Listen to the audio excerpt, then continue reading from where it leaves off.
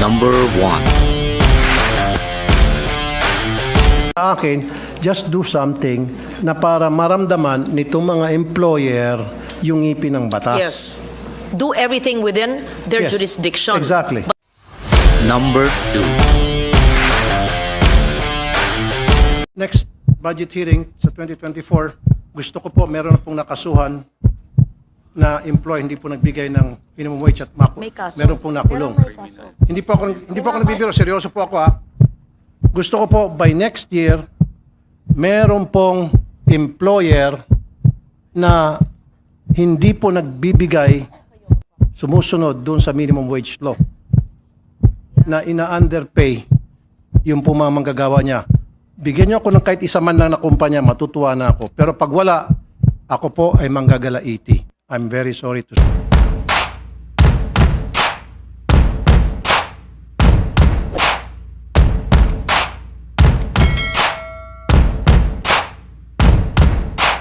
At this juncture, I move that we recognize the distinguished gentleman from Isabela and Davao, no other than Senator Raffy Tulfo. So move, Mr. President. Senator Raffy Tulfo is recognized. Thank you, Mr. President. Madam Sponsor, good afternoon.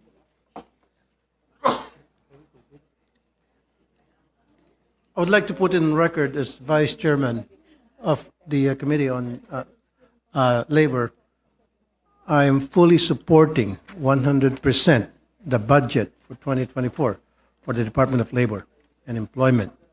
Ibig sabihin, walang kaduda-duda, full out support po ako. Okay ba, Maraming Madam salamat Sponsor? po, Mr. President, However- sa chair ng committee ng Department of Migrant Workers. At alam ko po na sa puso niya ay talagang nagbibigay ng proteksyon sa ating mga manggagawa. At inaantabayanan ko po ang kanyang mga katanungan na sigurado akong makakatulong para pang mapaganda palalo ang budget ng DOLE. Tama po kayo dyan, Mr. President, Madam Sponsor. I've said it so many times, but I'll say it again anyway. Ito po yung sinasabi ko, he was less in life, should have more in law. Ibig sabihin, yung mga maliliit at kapuspalat na yung mga kababayan, sila dapat magkaroon ng mas malawak na proteksyon sa ating batas. At sino po itong mga kapuspalat na kababayan? Sila po yung mga below minimum wage, hindi nakatanggap ng sapat na sweldo mula sa kanilang mga employer. At kapag sila po ay nagsampa ng reklamo, nababaliktad pa sila karamihan. And there are times na sila po ay nananalo, pero paper victory lamang ang nangyari at hindi nila natatanggap yung kanilang panalo. So having said that, ang question ko ngayon para sa mga taga-DOLE, ano pong polisiya you have put in place to ensure na wala na pong mga manggagawa na makakatanggap ng below sa minimum wage? Kasi batas po natin yan. Yeah. And yet, every day, even while we speak, doon po sa action center ko, sa TV5, meron pong mga nakapila doon dahil hindi po binibigay yung kanilang tamang pasweldo at benepisyo. Ibig sabihin, meron po tayong minimum wage, below minimum po ang binibigay sa kanila. Karamihan po sila mga factory workers, sila po yung mga security guards, sila po yung mga bodegero, sila po yung palagi na api. So, meron ho ba tayong pulisya na para matigil na po ito at maging patas na po ang batas? Alam po natin na kailangan tagala pinapatupad ang ating minimum wage. Ang ginagawa po ng DOLE ay by inspection. Alam naman po natin na hindi kaya naman inspeksyonin lahat sa buong bansa. So ako po ay magpapakatotoo na meron po silang graph dito ng mga na-inspect po nila mula Enero hanggang Oktubre ngayong taon na ito sa NCR sa lahat ng regions. Meron po silang target, meron silang accomplishment, at meron silang na-inspect at may technical and advisory visit. Yun po ang ginagawa nila, labor inspection and technical and advisory visit. Lahat po naman ay dapat sumusunod ng ating mga batas. Alam natin, ang minimum wage nga ay dapat taasan pa nga, pero hindi pa na napapatupad yun. In the meantime, all they can do and what they're doing is inspection and technical and advisory visits. At meron po silang, mahaba po ito, we can give you a copy of the targets per region and their accomplishments per region. Kahanga-hanga po yan, Mr. President, Madam Sponsor, yung sinasabi niyo may target sila. Pero ang tanong ko, dun sa target nila, meron na hubang nasampulan para naman madala at it will serve as Meron. warning to some people there na hindi talaga nabibigyan ng minimum wage. Ito pong ibig sabihin to mga employer. Meron na hubang nakulong at pwede hubang makita yung numero ng mga nakulong o nakasuhan man lang? Meron po silang mga nakita na hindi nagko-comply, so mag-i-issue po sila ng compliance order. Admittedly, walang nakukulong. Dapat po may Wala makulong. pa. Wala pa. Wala pa. Dapat po may makulong. Ayon po sa kanila, no? Dapat may makulong. Dahil kapag walang nakulong na mga employer, dapat may makulong na taga-dole. Dahil hindi na ginagawa ang kanilang trabaho. Kala ko ba ay kayo tutulong sa budget? Bakit Tutulong sa kayo budget. Pero it doesn't mean na Okay. tutulong sa budget tapos maging tamad na sila. Hindi naman po. I'll Okay. give them the budget that they To be fair ask, to they them. require. Yes. I'll give it to them full support. Pero kapalit niyan, gawin nilang trabaho nila para Sure. sa mga maliit nating kababayan. Opo. Sinabi ko po, ang kanilang ginagawa ay visits and compliance visits, nagbibigay ng abiso.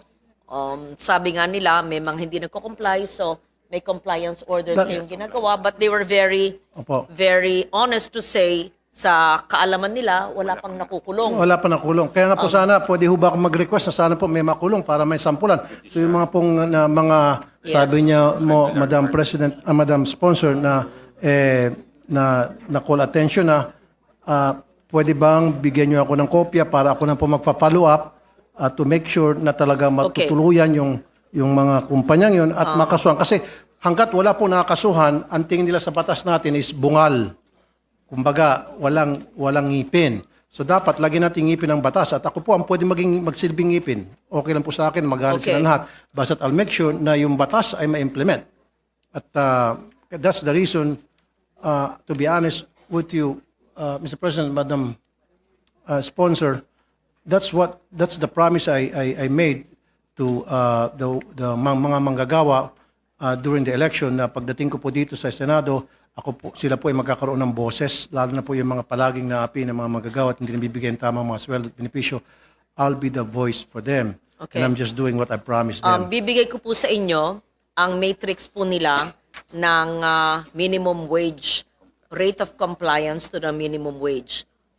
January to September of 2023, ang kanilang inspected establishments Opo. at ang compliance rate ayon dito sa datos ay 93.50.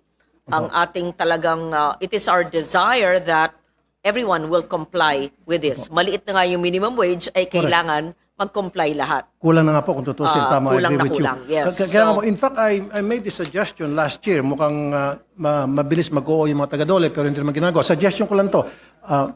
In my humble opinion, it will be better kung magpaskil po sa lahat ng establishmento, especially sa mga factory, sa mga security agency, sinasabi doon na ito yung minimum wage para sa lugar na ito Meron. at ito They do yung mga that, karapatan ng mga manggagawa at They do it kapag for hindi all. nasunod ito, meron hotline na pwede yung tawagan. At syempre dapat yung hotline na yun may sumasagot doon. Wala pa rin pong gumagawa ng ganon. Ginagawa po nila, Meron na po ayon ba? po sa DOLE, ay nagpapaskill po sila ng hard copy.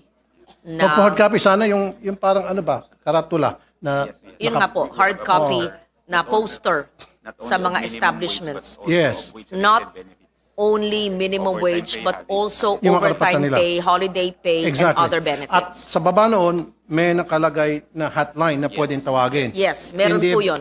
Kasi po, sa ano yung work area, ang nangyari po kasi, karamihan, sa mga halimbawa galing ng probinsya, pupunta dito sa Maynila, hindi na alam magkano minimum wage. So kung ano sasabihin po sa kanila ng kanilang employer, tinatanggap nila, kapit sa patalim. Pero kung meron pong karatula doon, ay, ito pala yung minimum wage sa Maynila, ito pala yung mga karapatan ko, dapat pala overtime, bayaran, night differential, dapat bayaran, etc. do So, that, hindi na right? susunod.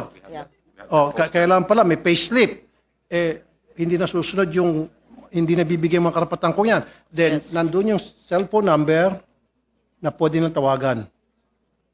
Meron po silang ginagawang ganon, Meron. ayon po Okay. sa DOLE, ay Alright. ginawa po nila. Hindi Okay. lang nga yung minimum wage, kundi yung mga benepisyo. So next budget hearing sa 2024, gusto ko po meron na pong nakasuhan na employee hindi po nagbigay ng minimum wage at May kaso. meron pong nakulong. Meron may kaso. Hindi po ako nagbibiro, seryoso po ako ha.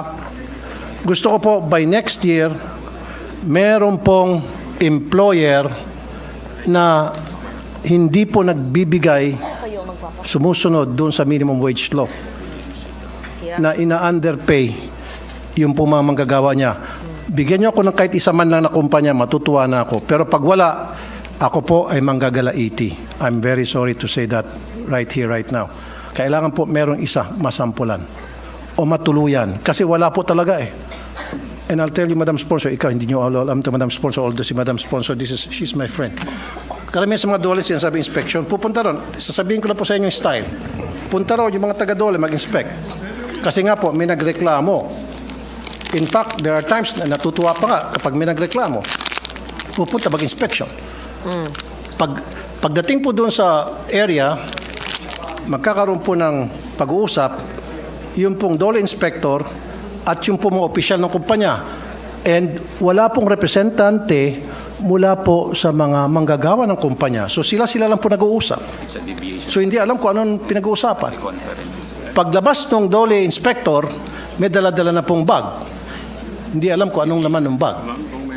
At tablado na. Yun na po ang aking observation. At yan po'y base po, meaning base po yan sa mga nasabi po sa akin. So ang aking po observation, mukhang hindi po seryoso yung dole para masolve po yung problema ng manggagawa. Again, going back to what I promised, susuportahan ko po ang inyo pong budget. In fact, mamaya NLRC, meron po akong bibigay na big support. Andito ba yung DBM?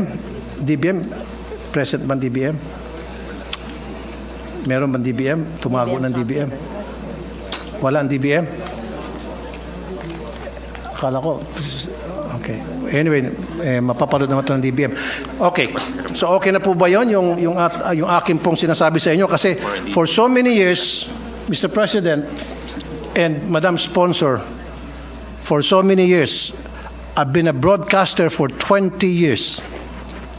Okay. Walang mintis po yan.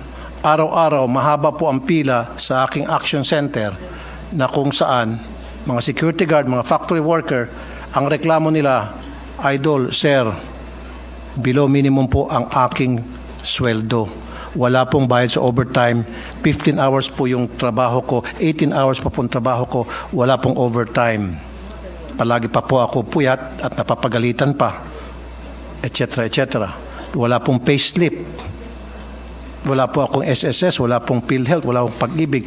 Ganun na lang po palagi ang reklamo. So, kaya nga sabi ko po, nandito na po ako sa Senado, gusto ko po dapat magkaroon po ng kabuluhan yung pagdating ko dito sa Senado. Kaya nga po ang request ko ngayon sa DOLE, gusto ko po by next year sa susunod na budget hearing, meron po talaga natuluyan na nakusuhan dahil sa pagnanakaw sa sweldo ng mga pobre nating mga manggagawa. Kasi ito po, bibigyan kita ng situation kayo dyan sa DOLE. Kapag ang empleyado nagnakaw sa kanyang amo, pinagtatrabahuan, maniwala kayo sa hindi, kakasuhan agad yung empleyado, makukulong sa kasong qualified theft. Tama? As simple as that. Pero, kapag ang amo nagnakaw sa kanyang empleyado sa pamamagitan ng hindi pagbigay ng tamang pasweldo, ninanakaw yung kanyang sweldo at benepisyo, binubulsa, ano nangyari? Hanggang dole lang. Pagdating sa dole, pag-uusapan lang, pag-aregluhin. Sometimes, wala lang. This is unfair. Ito nga sinasabi ko, he who has less in life should have more in law. Pero mukhang hindi ata nasusunod. Kaya hanggat dito ako sa Senado, kaya gusto ko itong maliit natin kababayan, especially itong mga maliit na magagawa, ay mabigyan ng mas malawakang proteksyon. And so with DOLE, can I get assurance from you guys by next year, meron na po natuluyan na kasuhan na employer na nang api sa kanyang mga trabahador, meaning hindi po nagbigay ng tamang pasweldo. Give me an assurance ngayon pa lamang. Kasi for the past 20 years, like I said, 25 years po ako naging broadcaster. Ganun po ang palaging reklamo, day in and day out. And in fairness naman po sa DOLE, tuwing tatawag ako sa DOLE, na-action na naman, pinag-aayos, binabalik yung mga sweldong hindi na ibigay, band-aid solution yon. Yung sa akin, gusto ko po pang matagalan at permanent solution. Can I get that commitment from DOLE? Yes. Mr. President, I think all of us here, whether elected or appointed or working in a bureaucracy, share the same advocacy for workers' welfare, for giving them what is due them, for compliance with the minimum wage, which is already so minimum and not a living wage. Yes, so I speak for them, even if a secretary is not here anymore now for a very urgent personal reason. Yes, to the best of their ability, they will, but clearly we know that it would be the DOJ. They must file the case there, no? And how can I, a sponsor of the budget, and they watch over the courts to ensure, because I cannot promise you, Your Honor, that as I sit here next year, if I'm still the chair of the budget of DOLE, na may nakakulong ng isa, because you will say that I may be lying if next year walang nakakulong. Okay, pero I cannot answer you, Yes, ma'am. sir, in the affirmative to say, I promise you when the budget comes here, may nakakulong. I as budget chair cannot do that. Yes, ma'am. But we share your advocacy. You're not alone in that fight. We all share the advocacy for workers' welfare and giving them their due wages. That's why we have also been wanting to increase the minimum wage para taasan po ang minimum wage nila para maging living wage. Napag-usapan po yan ng mahaba sa hearing. At may mga naka-file na admin cases, kung may criminal cases at nasa mga korte, I'm not certain whether the DOLE personnel here can actually interfere.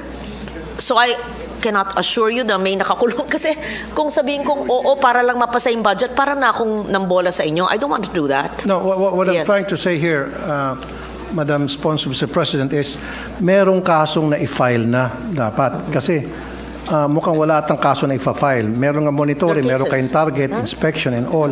Pero marami, I'm sure sa mga ginawa niyong pagbibisita, pagmamonitor, marami kayong nakitaan dyan ng mga kumpanya na talagang nag-violate sa batas natin, sa labor law the natin. evidence, yeah. So ang tanong ko talaga, meron na bang naiakyat man lang Yes. sa korte? Mr. Kung meron, President. ilan po, para kung meron mga na-pending, ako na po magpa-follow up, I'll help you out na para i-ensure ko na yung kasong yun hindi natitenga lang dyan sa korte, yan po ay gugulong at meron masampulan at meron makulong. Kasi hanggat wala pong nakukulong na mga among balasu, salbad, mga masamang amo, tuloy-tuloy pa rin po yung gagawin pang-api. Yes. Ako po isang ayon sa inyo, pero alam naman po natin na ang DOJ na piskal o yung prosecutor ang siya magtitimbang ng ebidensya whether if a file ito o hindi, di ba po? Opo. Nagiging makatotoo ang mga Opo. DOLE directors or USEC sa akin na hindi po sila.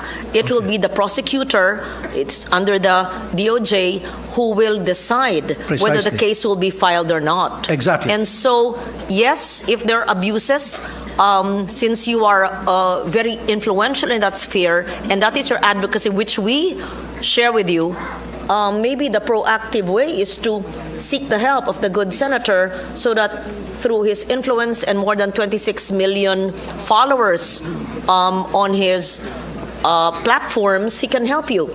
Because if I tell you, I assure you, may kulong 1 year from now, then you take me up on that. Hindi po ako ang nagpapakulong o sila po. It is the DOJ through the prosecutor and the fiscal. That is our judicial process that will weigh the evidence to see if there is enough evidence to file the case. And once it is in the court, again, I cannot expect the good secretary or his ASECs and USECs to be following it up Okay. in the respective courts. However, what we could do is inform Your Honor and your office with all cases filed, whether for compliant, the non-compliant employers, and then perhaps you could help. Both administrative and possible criminal liabilities. That's exactly That's what what I can suggest. That's exactly what I'm talking about. Now, thank you po. Nag-guess na po ako. Yung bang merong po dapat mga kaso nang na-file sa korte. Dahil There are cases filed in court? dahil Do you dito have sa them mga now? kumpanya na hindi po sumusunod sa batas. Wala. as of now, to their knowledge, there is no criminal case filed in court. There are administrative cases based on their visits and their compliance visits, Mr. President. Anyway, ako po ay gumagawa ng resolution. Ang tawag po doon ay anti-wage theft law.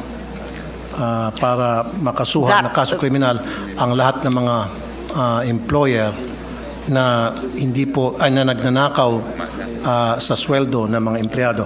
But alam naman natin yan, Madam Sponsor, na it will take some time bago yan ay ma-hear hanggang sa may pasa kung may papsa.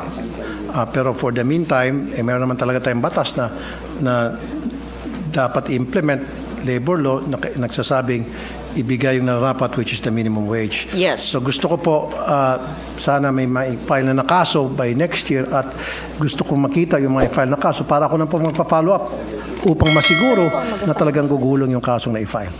Yun lang po yung point ko. Yes. The DOLE, insofar as their role will be the witnesses, Mr. President. Okay. Again, I reiterate that the proper process through the DOJ would be for the fiscal or the prosecutor to assess the evidence and to file the case, and the DOLE will be a witness. What we can do is to give you all the cases, administrative in nature, that are non-compliant. And then we see how it can be developed into a criminal case, right? But depending again on the prosecutor who will weigh the evidence and decide whether a case will be filed. And once filed, we will see in which court it will raffled off, right? And that's a long process. I know. If your honor and your office and regional offices nationwide and with your vast influence can help, we would be very happy. Okay. Ulitin ko po, kaisa po niyo ako sa inyong advokasya para bigyan ng hustisya at karampatang benepisyo ang ating manggagawa. As I said many times today, they're the engine of our socio-economic development. So we must protect them. Okay.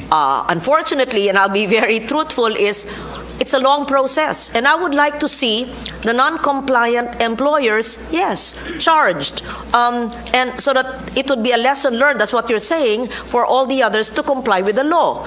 Because napakaliit na nga ng minimum wage, hindi pa living wage, hindi pa binibigay ng buo. I support you and I will be co-author of with your permission, of your bill on wage theft. Because I recall when you were not yet senator, when we were before the campaign, you told me one of the first bills you will file is that bill. Yes. It's been 1 year and a half. Yes. Nasa committee na yun. Yes. And, we will support you there. Yeah. Yes. Nasa committee na po yun. Hinihintay ko lang po ma-hear yun. Hindi naman po akong chairman. Ako po ay vice chairman lamang. May I suggest again, I already Mr. forwarded President? to the committee and I'm still Yes. waiting na yun po ay ma-hear. Majority Leader, magandang i-prioritize. So, may I suggest also, Mr. President, that if it is a priority measure, I share your advocacy. And if the chair of the committee would be willing to create a subcommittee, pwede po niyong i-hearing yon. Para po, bago sa susunod na taon, nakaharap ko po kayo sa budget ng DOLE na isa batas na yan. Para sabi nyo, may ngipin ang batas.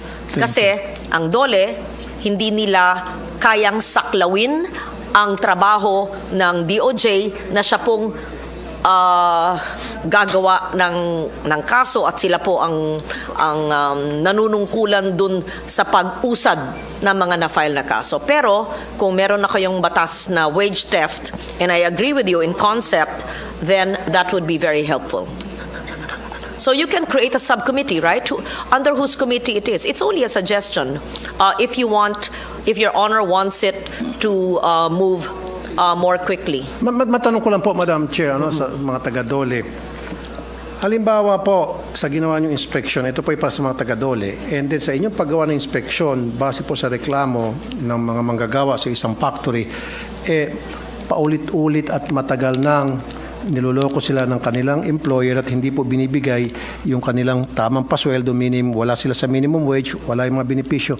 Kapag nalaman nyo po yan, na ganun po yung violation for the past, say, 10 years, ganun po yung gawain. Ano po usually ang ginagawa ng DOLE? Ano pong course of action? May I know? We continue to issue compliance order, collect, and That's all you can do, no? Yes. Compliance order. Compliance with double indemnity. Double indemnity. Warning. Tapos, kung di kayo pansinin pa, wala eh. So, all they can do when they visit, they're non-compliant, issue a compliance order With double indemnity. with double indemnity, and then, what's next? Subject to writ of execution. Subject to writ of execution, Collect. Tapos, then they collect if they don't pay. Good question. If they Then don't there's- pay, If they don't pay, there's garnishment. garnishment. warning? Garnishment. Garnishment. Have you ever garnished? Yes. That you've Bank done. accounts, yes. Okay. Meron po So, bang na-garnish? Yes. Yes, they've garnished bank Can I accounts. get a list of those companies na garnish? They can give you a report, Can Your I Honor. get a report? Yes. Yung mga nakita na So, may violation at na-garnish? visitation, compliance order, then writ of execution, and hopefully they comply, double indemnity, but if not, writ of execution and garnishment, right? That's Okay. all you can do. I'll tell you, Madam Sponsor, Mr. President, ito po, may record naman to, naka-upload naman to sa channel ko. Anong nangyari, may mga kumpanya, say, 10 years na hindi nagbibigay ng minimum wage sa kanilang mga trabahador. After 10 years, Paano nakakulusot yung 10 years? nakapag-isip kaya nga, magandang tanong, paano nakalusot? After 10 years, magmamarcha po yung mga empleyado, gagawa kong computation. There are times, nakakasingil po ako, yung program ko ng 2 million, 3 million, ang pinakamalaki ata na singil, 5 million, dahil parang 15 sila mga empleyado, nasingil ko, na hindi kayang singilin ng dole, hindi sa pagmamayabang, dahil sa akin, nasingil ko na obliga yung kumpanya na bayaran, pero after 10 years. Pero meron kasing limit ngayon na up to 5 years lang ata ang pwede masingil. So kung lumapit sa akin yung mga empleyado, 10 years after, sorry na lang yung 5 years. Parang ganoon ata hanggang 5 years lang ata ang pwede makolekta.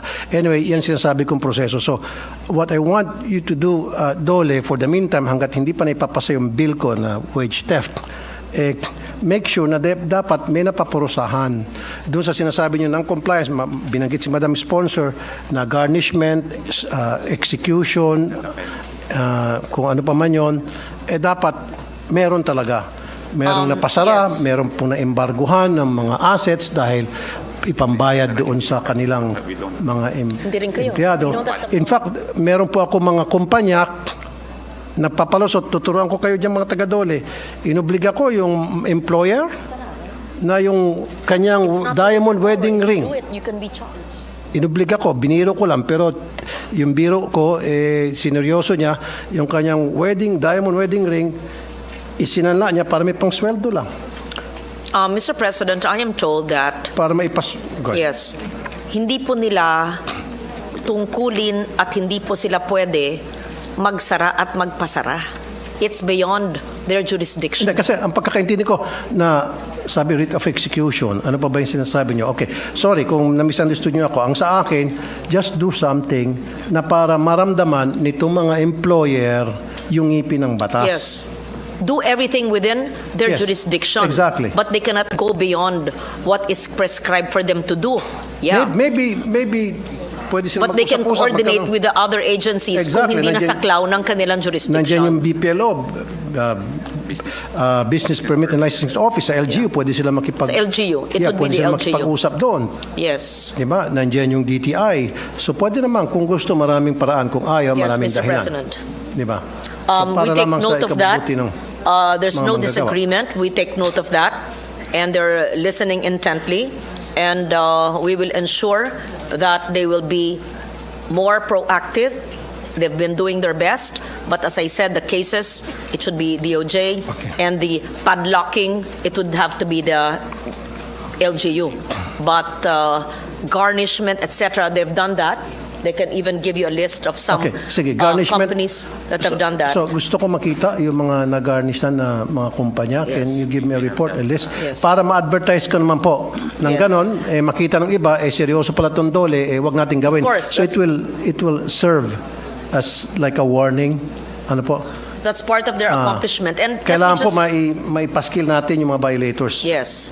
Paki-take note lang po na they would not consider garnishment as a punishment because that's mere compliance. Hindi pa ho yun parusa. Kasi pag gina-garnish mo, ibig sabihin kasi non-compliant sila, so that's part pa lang ng compliance, hindi pa sila I know, pinaparusahan. pero at least accomplishment po yun. Yes. At least ibig sabihin, kumikilos po yung dole. Yes. At makikita din doon yung mga nag-garnish na kumpanya. Sasabihin ng mga kumpanya, ayaw ko malagay dyan sa listahan, ayaw ko ma-advertise. Kailangan bago dumating yan, magbabayad nila ako ng tama Yes. sa mga empleyado. That was my point. So at least kung ano yung nagawa ng dole, ibigay nyo sa akin para ipakita ko, ito, nasasampulan sila, hindi nagbabayad, nag-garnishan sila. Diba? We take obligasyon note of that. magbayad. Yes, Mr. President. Yeah, okay. So let's move on. Isa na lang po. December on or before December 24, dapat po ibibigay yung 13-month pay at malapit na po ang Pasko. Every single year, starting January 10, pataas, sa Action Center ko po, 80% ng pila hindi po binibigay ang 13-month pay. Ano pong polisiya ang ginagawa po ng dole para masiguro na yung 13-month pay po ay naibibigay talaga? Non-compliance pa rin. Non-compliance pa Correct. rin yan eh. For- Pareho Opo. rin po eh. For last Opo. year, ma'am, this is the... Kasi Ito. ngayon po, magpapasko na. Alam niyo po, Yeah. yung 13-month pay, Agree. doon po sa mga maliit nating kababayan, inaasahan po nila kasi extra money yan, pinaplano nila. Ano Agree. bibili ko sa 13-month pay? Bibilihan ko ng sapatos yung aking bunso. Bilihan ko ng damit yung aking panganay. Yes. Kumbaga, pinapartition na nila yan sa isip nila kung anong gagawin. And then, boom, hindi bibigay.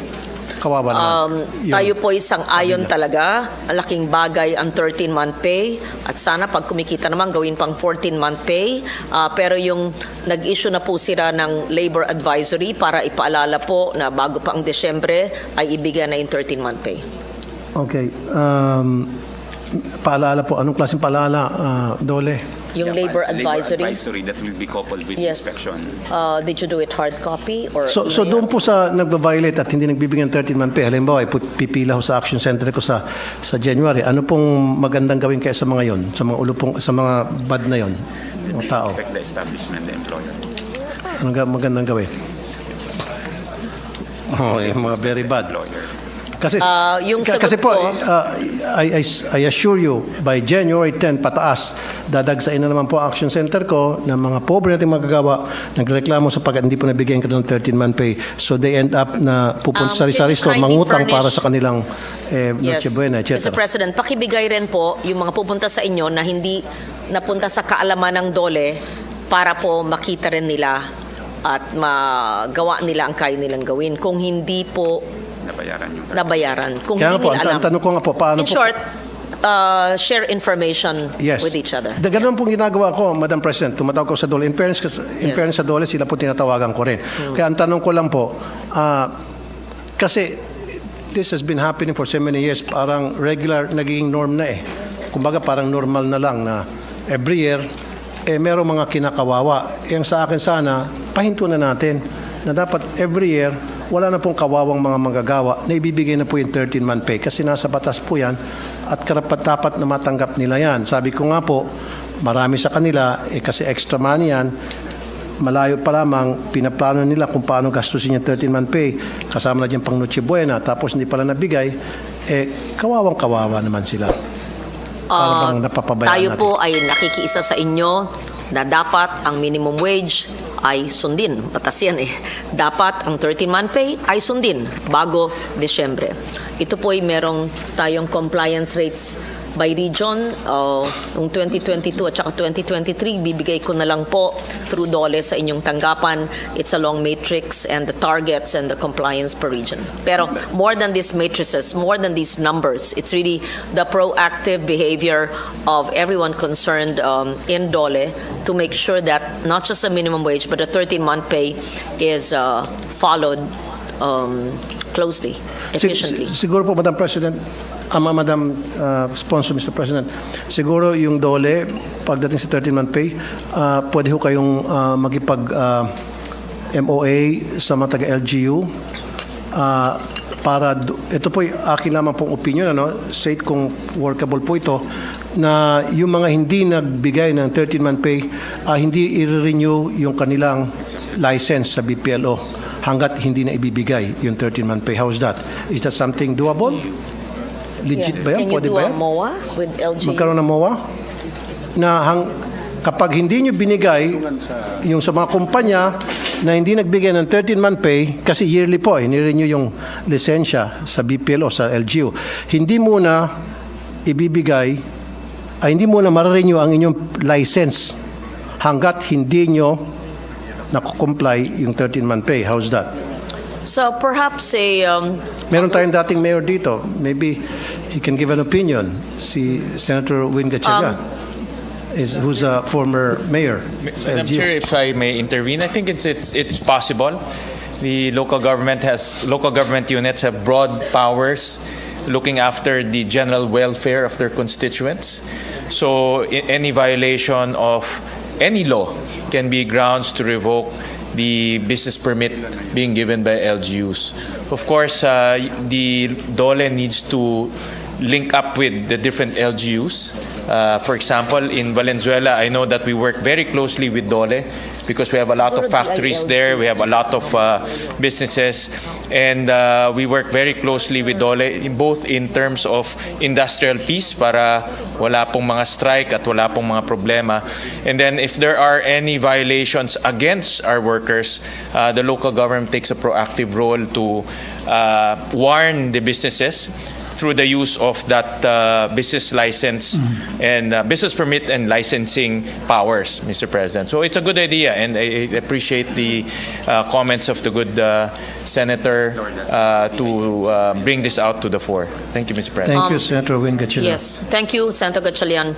Mr. President, we were discussing a possible convergence MOA between the DILG and the DOLE, so that at least if we have the DILG on board, they can proactively advise and help monitor the business establishments in their LGUs. Thank you, Madam Sponsor. Ngayon, tulong naman. Pure tulong to, Madam Sponsor, Mr. President. Now, NLRC, the past many years, palagi ko pong nababati ko sa NLRC dahil pupunta sa akin yung mga complainant, nanalo na sila sa kaso, pero pagdating sa oras na sila po ay dapat mabayaran na, parang paper victory lang sapagkat yung mga employer nagtatago na o nailipat na po yung kanilang mga assets sa iba't ibang mga pangalan. Nasisisi ko palagi yung mga sheriff. And then kasi sabihin ng sheriff, wala akong panggasolina. Kuminsan yung mga sheriff nakikiangkas pa doon po sa complainant kasi walang sasakyan, walang pamasahe. So, I talked to some people sa NLRC, na-realize ko na po kung bakit ganon. So, naintindihan ko na po sila. Nakita ko po kung saan yung problema. So, kulang po sila sa budget. Wala bang DBM tayo rito? Madam Sponsor? Wala? Nagtaguan DBM? We can, even if the LBRMO is here, and we would be happy to receive an amendment from the good senator. Good. Kasi, Madam President, nalaman ko lang na ang allowance ng isang sheriff kada buwan para i-execute yung order sa kanya na ma-implement yung pagkapanalo ng nagrereklamo, doon sa 5,000 na yun, kasama na yung pamasahe niya, kasama na yung panggasolina niya o transportation, kuminsan umabot ng 20 po in a month yung mga pupuntahan niyang mga employer. So just imagine kung 5,000 yan at 20 ang na-assign sa kanya ng mga kaso na pupuntahan niya, na imbestigahan niya kung nasaan ang back account nito, kung may mga asset pa ba ito and all. So kulang na kulang po yung 5,000 per sheriff na allowance a month. So kung akong tatanungin, baka pwede natin doblehin yon para mas maging effective po yung ating mga sheriff. Nang sa hindi na po sila palagi magpalusot na walang gasolina, na mag-aangkas pa sa motor ng mga complainant. At cost na lang ang actual cost ang reimbursable. So dadagdagan yung MOU. Hindi lang NLRC ng lahat ng may share. Yes, it's not just the NLRC, but all the other agencies that have sheriffs. If Your Honor can amend it, because it comes from the MOE, and yes, we can add, it's within our power, that's why we're discussing the budget. Thank you. You can increase the MOE, at least if Your Honor wants to help the sheriffs, it can be additional MOE in the NLRC budget under the DOLE. So we will await that amendment and submit it to the LBRMO so that can be adjusted. Right. Okay. At dagdag po dyan, Madam Sponsor, nakita ko rin po yung problema na kulang po sila sa sheriff. Kulang po. So kailangan Yeah. siguro magdagdag tayo ng sheriff That's para DBM. mas maging We have epektibo DBM yung here, right? Yes. pag-implement ng writ of execution doon sa mga kumpanya na natalo. So kung kulang po yung sheriff, kaya pala yan ang isang dahilan kung bakit babalik po sa akin yung complainant, Sir, isang taon na po kami nanalo, hanggang ngayon hindi ko pa po na-collecta yung aking kong pinanalo. Malaman lamang ko, bukod doon sa kulang yung budget ng sheriff para bumiyahe, kulang din sila. So baka po natin dagdagan. If the Yung numbers of sheriff. if the sheriff, that's Plantilla, right? Yes. We would have to make a request with the DBM. We cannot. I don't think there's time in November, so that in January that could be made effective. But the DOLE would have to make a request for the 2025 NEP, right? So Naka-pending na po ata yan sa is there a request? sa Department of Budget, DBM. There's a request pending in the DBM. We have a DBM representative in the gallery now. I'm not certain if the DBM Okay ba would sa have the DOLE answer. na dagdagan yung sheriff? Mukha kaya ata ng DOLE. No, of course they want that. Okay. There's a pending request. Kasi nakita ko ganun eh. No, there's a pending request of NLRC for an increase in provisions, line items for sheriffs. Yes. There's a pending request, Mr. President. Okay. So there's a pending request. Yan po yung gusto ko mangyari sana, na madagdagan po sila ng tauhan at madagdagan din po yung sweldo ng mga sheriff, nang sa gayon hindi po na magiging paper victory lamang yung panalo po ng mga mga kababayan, pobreng mga magagawa na nag-file ng case sa Yes. NLRC at after manalo, after so many Yes. years, wala palang napupuntahan. Just so that it's clear, the allowances of the existing sheriffs, Mr. President, can be adjusted with the amendment of the good senator under MOE, and that we will readily accept, and we welcome that. The additional hiring of sheriffs is a pending request of the NLRC DOLE with the DBM. It has not yet been acted on favorably because that would fall under PS or Personnel Services and would have to be approved by DBM. There is no time until the time that the President signs the budget, hopefully in December, for the DBM to approve this, unless it's highly improbable, imposible na. Then that could be worked on in the coming year so that in the next year's NEP, the additional PS for sheriffs could be included. Okay, and the last Thank but you. not the least, doon po sa mailing system nila, napag-alaman ko rin po na kapos po sila. Hindi po enough yung naipapadala, nabibigay na budget para mapabilis po yung pagpapadala ng mga communications doon po sa mga concerned Buti napupunan companies. nyo. Sige, salamat po at napupunan nyo at kami po ay natutuwa na kayo po ay mag-amend para po sa MOE karagdagan for the sheriffs and for the mailing system. Thank you. Okay. We will accept. Thank you, Mr. And President. NLRC, nakita nyo, sinuportahan ko kayo, pero magtrabaho kayo. Dahil kapag hindi, babalikan ko kayo. Maraming salamat, Madam. I assure you, Mr. President, at, nagkatrabaho. Madam Sponsor, thank you very much. Salamat. Thank you very much for the very good interventions of the kind senator. Yes, and as I said, both the special provisions and the addition for MOE for NRLC will be awaited and accepted. Thank you. Thank you very much. We'd also like to thank Senator Tulfo. Minsan napapanood ko po yung programa niya at halos araw-araw yung mga complaints are labor related. So you really see his sense of passion. and wanting to solve these problems of the common masses. So, salamat po, Senator Tulfo. Majority Leader? Maybe a minute suspension to allow the... Minute suspension.